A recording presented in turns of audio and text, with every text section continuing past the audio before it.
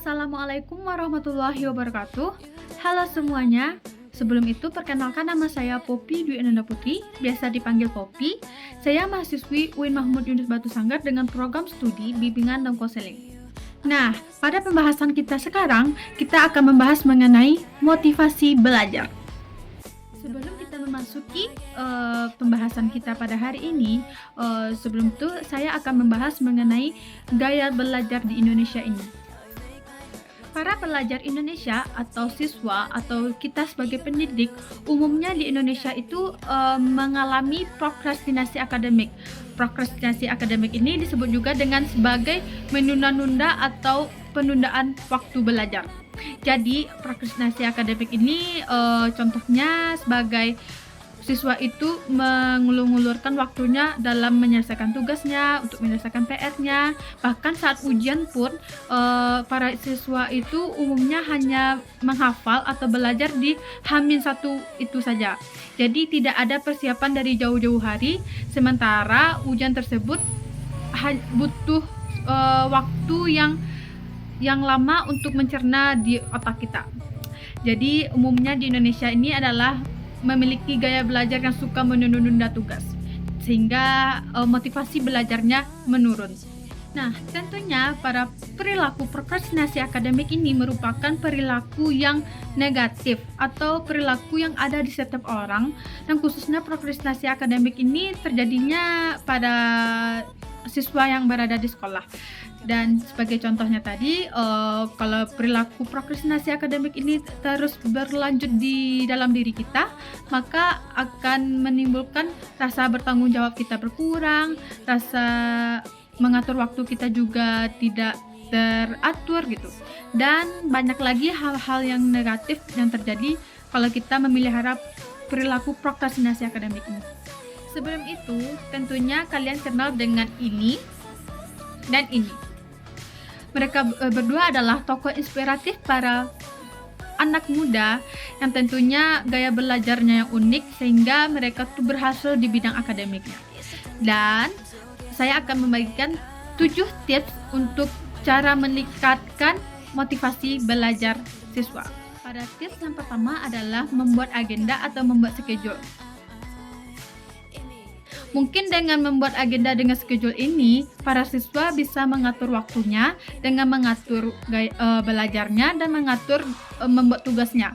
Pada jam segini misalnya, pada jam 8 malam, saya harus membuat tugas yang diberikan oleh guru saya dan menuntaskannya sampai jam 10 malam. Dan tentunya pada membuat schedule, para siswa akan bisa mengatur dirinya dan mengatur cara belajarnya, sehingga tidak ada terjadinya penundaan. Yang kedua adalah menentukan gaya belajar kamu. Jadi setiap orang itu memiliki gaya belajar yang berbeda-beda, dan gaya belajar itu ditentukan pada 3 bagian. Yang pertama yaitu secara visual, yang kedua dengan audio, yang ketiga dengan kinestetik. Nah, misalnya saya pribadi memiliki gaya belajar dengan visual. Jadi dengan visual itu saya melihat dengan cara melihat video-video yang inspiratif saya atau video yang berhubungan dengan mata pelajaran saya. Dan dengan visual ini salah satunya juga dengan melihat gambar-gambar yang berhubungan dengan materi pembelajaran saya. Jadi saya lebih cepat merespon, kayak lebih cepat tangkap dengan cara gaya belajar visual. Pada tips yang ketiga adalah menentukan kapan istirahat kamu. Jadi istirahat itu sebenarnya tidak ditentukan pas saat tidur saja, tapi istirahat juga merupakan respon kita untuk bisa belajar agar lebih fokus, lebih berenergik. Jadi kita harus beristirahat dulu sebelum kita belajar.